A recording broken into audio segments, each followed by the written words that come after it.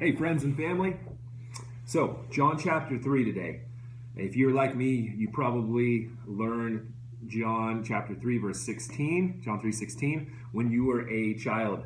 And I can remember it was the first verse I learned. I was in Ventura, California at my grandmother's church, and I was so proud of learning it. And it just stuck with me, thankfully, and has just been influential for me, of course. And, it's very, very foundational, probably the most famous verse in the Bible. And this is a part of John chapter 3. It's a part of this conversation that Jesus is having with Nicodemus.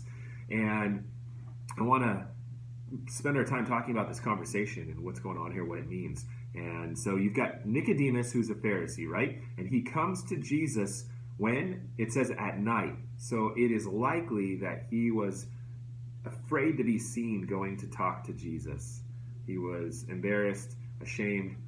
He was not likely being sent from the Pharisees as a representative of the Pharisees. It's likely he was going on his own. So something was happening. He was starting to possibly have his heart pulled towards Jesus, and seeing that Jesus, that maybe he was truly the Messiah. And that's probably why he says in verse 2, Rabbi, we know that you are a teacher who has come from God, for no one could perform the signs you are doing if God were not with him.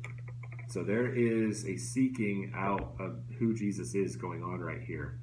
And Jesus, he doesn't just say, okay, well, good for you. Good job. You realize I'm from God. No, he wants to take it to the next level. He wants to teach Nicodemus. And so essentially what he does is say, okay, that's great. You see that I'm from God, but what about you? Don't you want to be a part of God's kingdom? If you do, here is how you become a part of God's kingdom. And then he talks to him, Nicodemus, about being born again, right? And I love Nicodemus' response. It's hilarious. It's classic. He says, surely you can't enter a second time into your mother's womb to be born again. Part of me wants to say that Jesus would have said something like, please don't call me Shirley. And then, of course, yeah, Nick, I'm talking about finding your mom, and hopefully she's still alive, and hopefully you can get her to be on board with you trying to get inside of her womb again. No, obviously Jesus didn't respond that way. If it were me, I might have. But Jesus tells him that no one can enter the kingdom of God, an explanation of why you have to be born again, because no one can enter the kingdom of God unless you are born into that kingdom. And it's a spiritual kingdom, so you need to be born of spirit, Jesus says. Flesh gives birth to flesh, verse 6, but the spirit gives birth to spirit. You shouldn't be surprised at my saying you must be born again. It's a spiritual kingdom. And it's an invisible kingdom, which is why Jesus goes on to talk about the wind. You can't see the wind. You can't see where it's coming. You can't see where it's going. You can hear it, and you can see the effects of it, but you can't see it, right? And that way it's not a physical thing. And so if you want to be a part of the spiritual kingdom, this kingdom of God, then you need to be born into that. And then you'll have spiritual eyes to see what is going on. You'll have those spiritual eyes to be able to understand the teachings of Jesus, which is why later on he tells him, you don't understand even the physical things. How are you going to understand the spiritual things? Now, right now we have across the street many, many protesters, probably 50 to 75 protesters, protesting the injustice, the murder of George Floyd. And I think that anytime there is injustice and cruelty and the taking of innocent life, that it's a good thing when there is innocent protesting.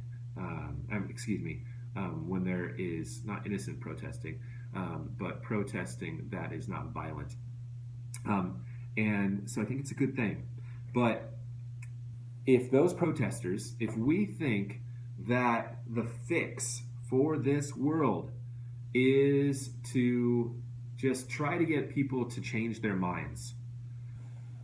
We are going to be sadly mistaken, sadly let down, right? The change has to be in a person's heart. And the only one who can truly change a person's heart is Jesus Christ, by giving them a new heart, by giving them a new birth into God's kingdom, right? And I think this is pictured in the movie The Matrix, if you ever saw that, where there is this, the world has been taken over by robots, and it is a false world, kind of like the movie WALL-E, where everyone is living in a virtual reality, and this guy, though, he's realizing this, and he has the opportunity to fully come into that true world or to stay in the false world. And if he wants to enact change, he has to enter into that true world. And so he takes that red pill, maybe symbolizing the blood of Christ, I don't know, but he takes that red pill and he enters in, and he is able then to bring down the oppressing robots and give humanity a chance to live again. And I think it's kind of symbolic of how it is when we place our trust in Jesus Christ, because that's what Jesus lays it out here. It says believe 7 times in the following verses, that it really comes down to believing in Jesus Christ, looking upon him at the cross, looking upon him like those Israelites had to do when they were bit by the snakes, in order to be healed from the venom.